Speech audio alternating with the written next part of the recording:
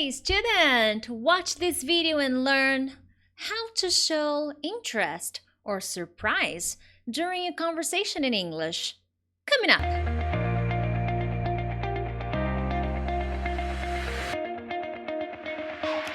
Hey friends, Teacher Prix here to help you talk to anyone, anywhere, anytime in English. First of all, thank you so much for joining me on another English lesson. If it's your first time here, consider subscribing because from Monday to Friday, I have many different kinds of English lessons for you guys. So consider being part of this beautiful community so that you don't miss any of my weekly lessons.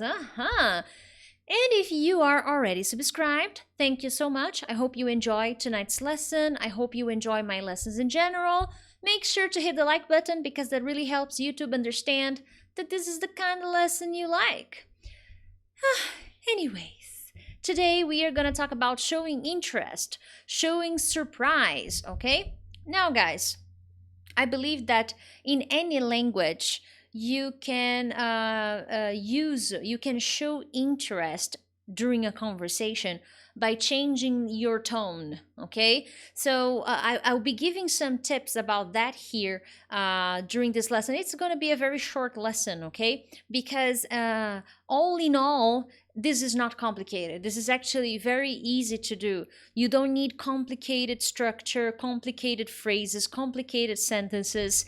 As you improve your English vocabulary, then you can maybe explore some different words and expressions, but in a nutshell, you don't, okay? You don't need to overcomplicate things. Now, it is important that you learn how to show interest during a conversation. One thing that I notice in many English learners is that when someone is talking to them, they don't really know what to say. They don't know how to express themselves to show they are interested, okay? And this happened to me a lot when I was at Harvard. I think I've told you guys that I had an amazing opportunity to study at Harvard, not a college degree, okay? Short courses, okay? I studied at Harvard for 6 months, 6 or 7 months, okay? And there, I met some really nice guys. I made many friends, okay? Many friends from all over the world. Mexican friends, Chilean friends, Japanese, Chinese friends, Russian friends. It was really, really great. But one thing that I noticed in some of those people was that when I was talking to them, they didn't have any reaction. They didn't show me they were interested. Maybe they weren't, but maybe they didn't know what to say. Some of them were very shy. Some of them didn't have good communication skills. And what happened was that I was talking and talking and talking, and they didn't interact with me. Okay, so what I'm going to show you here is it is important that you have some kind of interaction when you're having a conversation with someone in English. So if a native speaker is talking to you, or if someone from a different country, a non-native speaker is talking to you, it's important that you show a little bit of interest. It is important that you show them that you're paying attention, okay? Now here, depending on the information the person gives you, it is better to express interest. Depending on the conversation you're having, it is better to express surprise. So you need to analyze the information, okay? Now, moving on, next slide. Sure. I like this word because depending on the situation, it may indicate that, yeah, I'm paying attention, but I'm not very interested. But depending on the situation, it can be a good thing. What I want to show with this first slide is you don't need to use many words to show interest, okay? Depending on the words you choose and intonation, you will show more or less interest, not intonation, okay? So it depends on the words you choose. For example, sure and right are very commonly used to show interest when someone is talking to you. I use right a lot. If you begin to watch my videos, you will see that I use right a lot, right? And when I'm listening to my students, my private students, when I'm having conversations with them, I usually say this a lot. Oh, really? Right, all right. Okay, right. And my intonation is usually rising, okay, because I'm showing that I am interested. Now, no native speakers, especially people from Brazil, like me, teacher Prix, people from Spain, people from Colombia, people from Chile, people from Cuba. We're very excited people. We're very happy people. So sometimes my intonation goes up too much. Oh, really?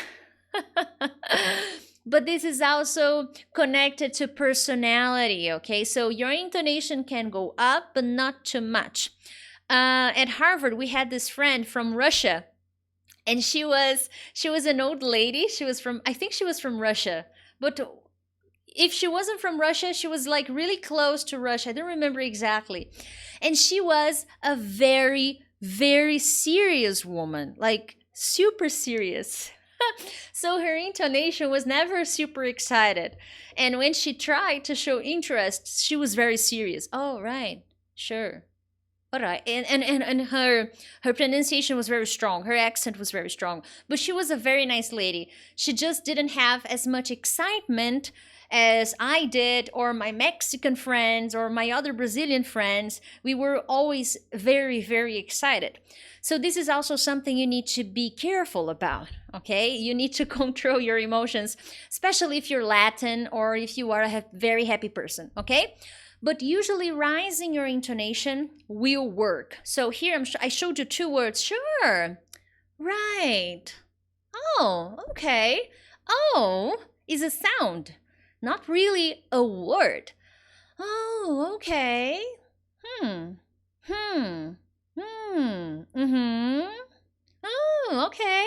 These sounds, even though they may not seem like words, they are important in a conversation, okay? You need to show the person that you're paying attention, that you're interested. And if you just freeze and like, the person will feel like you're scared or uncomfortable during that conversation. So it is important to show a little bit of love and warmth during a conversation, and sounds can help you, okay? Hmm. All right. Really? Okay. Mm-hmm. Oh, okay. Mm-hmm. Of course, sense the tone, okay? Be careful with the sounds you make. Depending on the conversation, it may not be appropriate, okay? Depending on the conversation, and when I say depending on the conversation, think about this. If you are at a job interview, you have to say more than okay. No, come on. That's not going to cut it, okay? If you are at a job interview and the person, the interviewer is describing the company, talking about the position, you need to say more than, oh, all right, okay. That's not the moment for this, okay? I believe that this is more common in informal situations, more casual conversations. Then it's great. For more serious or formal conversations, then you will need to learn specific expressions to help you in those moments. They are not complicated either, but that's not the focus of tonight's video. Maybe I can do another video in the future to help you show interest during more serious conversations, okay? So if you want that, let me know. Short sentences. You said that you noticed that I said really a lot. So, oh, really, and really is like really is a very nice word, because if it's a sad piece of information, you can say really, but then you need to change your intonation. Oh, really? Really? Oh, okay. Intonation. So I need to be more comforting with my voice. If the person is giving me bad news, if the person is telling me something sad, something bad, I need to change my intonation. I can use the same word.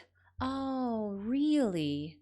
Oh no. I can say, oh no, I'm listening, I'm paying attention. That's what the person will understand. Oh, she's listening, she's paying attention. Okay, that's usually how it goes. Now, the first here, oh, how interesting. If you don't remember how, you can say, oh, that's interesting. Oh, that's great. Possible too. But how nice, how interesting. They are usually for good things, okay? How awful, it's sad, it's bad. Awful is a strong adjective of bad, really bad, awful. So when you say something, when you say to someone, oh, how awful, you need to change your intonation because that's definitely not something good. You didn't hear something good. So, oh no, how awful. I can't believe this happened to you. So, if you don't know the rest of, or if you don't know what else to say, this is something okay for you to say when someone is giving you some bad news or when something happened to them and they are telling you that. Okay? So, I remembered when I was when I was living in Boston. I had this crush. He was not really my boyfriend. We were getting to know each other, and one day his grandma died. It happens, people die. And when we were talking, I remember we were texting. We were not really talking, we were texting, and I had no freaking idea of what to say to him because I had never been in this situation in English. Usually, in my language, I don't know what to say to people when they lose someone, when they lose a loved one. Now, imagine in this scenario, I was in another country speaking English and I had no idea what to say to him. So basically, what I focused on was sending text messages that said, "Oh, really? I'm so sorry. Oh, that's terrible. Oh, that's awful." I repeated and I repeated, and when we saw each other, we still talked about his grandma because he really loved his grandma, and all I could say was, "Oh, really? I'm so sorry. Oh, that's really bad. Oh, that's horrible. Oh, really?" That's all I could say, all over and over and over and over, because honestly, I just needed to show that I was interested. I just needed to show that I was listening, okay? And this was very difficult for me at the time. So, how awful. What a pity. What a pity is, that's too bad. Maybe your friend comes to you and says, "Oh, I can't go. I can't go to the beach with you guys anymore. I'll have to work." Oh no, what a pity. Oh, that's too bad. Oh man. How how awful wouldn't be nice, but what a pity, that's too bad. Or maybe a little bit more informal. Oh, that sucks. That's good too. I didn't put it here, but this would be a good sentence. Oh, that sucks. I can't believe it. I can't believe it can also be used to show interest, but it has to be something. Oh my God, I can't believe it. Okay. Sense the tone, sense the conversation. If what you're talking about makes sense and I can't believe it is a good thing to say in that conversation, then do it. Otherwise, do not. Okay? That's too bad. Oh no, I can't believe it. No way. No way is usually, well, it can be used in more in other different situations, but no way is usually when someone is describing something and it's surprising, unexpected. Okay, so no way, really. It can be used for some good news or for some news that you don't believe are going to happen. Oh, I was promoted. Really? No way. Yeah, I was. Can you believe that? I know, it's insane, but I was promoted. So that's it. As a Gertrudis says that your body language has to match your expressions. Yes, body language is important depending on where you go in the United States, depending on the people. And when I say United States, because I have more experience with the US, but I believe that this may happen in England and a little bit in Canada too. Depending on the person you talk to, they will not use as much body language as other cultures do. Okay, so be very careful. All right. I remember that while I was at Harvard, I had many Asian friends, and they, based on that experience, okay, all my Asian students here, Thank you. But from the Asian people I got to know, I noticed that they didn't have so much body language when they were talking. They were a little bit more stiff. They were a little bit more introverted, so they didn't use so much body language. Okay, but again, I agree with the Gertrudis. Body language is important when you are using these expressions. Okay, because if I am trying to show I am interested. But then let's imagine an imaginary friend here, Peter. Peter is talking to me, and Peter is super excited about something amazing that happened to him. And then I'm just saying, sure, yeah, great, okay, sure. He will not feel that I am truly interested in the conversation. So it's important that you really have a positive face expression, that you really dedicate yourself during that moment. So if you don't use good intonation, good body language, you will not sound interested, okay? You will not show interest, all right? Now, another very good way to show interest is to ask a very short question. Usually, how do you do this? You, based on the last phrase the person said. So if the person said something in the simple past, or if the person said something in the future, or in the present, you can ask a basic, very short question in the same tense, okay? For example, I went to Bahamas last week. Did you? Or you did. It's also possible, okay? So I went, simple past, I went to Bahamas. So I can look at the person and say, did you? Rising intonation. You don't need to exaggerate, okay? I can be a little exaggerated sometimes. Oh, did you? That's good. You did? Usually there's a small difference between you did and did you. Usually when I say you did, I don't believe very much. But then the person will confirm, yeah, I did. It was amazing. Oh no, it's raining again. Is it? Oh man. Good. So you can ask very short questions. If you pay attention, excuse me. If you pay attention, I'm not completing the question. I don't need to do that, okay? I can begin with the first with the first parts of the question, usually the auxiliary verb and the pronoun, and that's it. I'm good. I don't need to keep it up, all right? Oh, I'm going to get, I forgot to type the verb get. I'm going to get a new car. Are you? That's great. Awesome. So if you watch this lesson, you will notice that I'm using very simple phrases, very simple words to show interest during conversations, okay? Oh man, that's too bad. You can do it. It's fine. Good. Very good. You can do that too. So these are very basic phrases, basic expressions that you can use, okay? And finally, another strategy that is really good too is to repeat what the other person said. You don't need to repeat everything. You can repeat the final words of what the person said, or you can repeat a key word that the person said. For example, here in the example, I'm going to Bahamas, or I went to Bahamas last week. Bahamas? There you have it. You can repeat, and usually you will need a rising intonation, okay? Bahamas.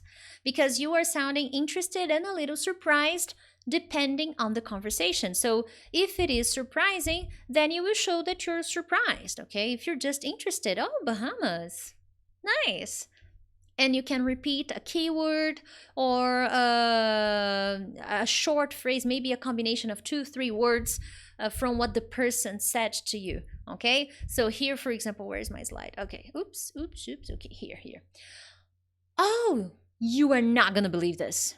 I just won $10,000 in the lottery. $10,000? There you go.